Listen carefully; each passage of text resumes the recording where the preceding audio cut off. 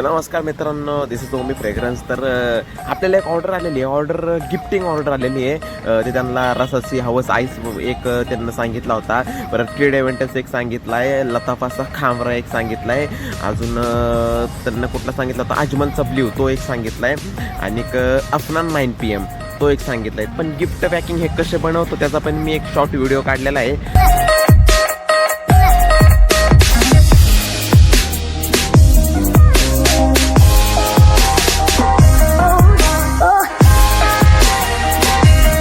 तर तुम्हाला पण असं गिफ्टिंग करून परफ्यूम पाहिजे असेल तर मला ऑर्डर द्या, सगळं मी रेडी करून देईन.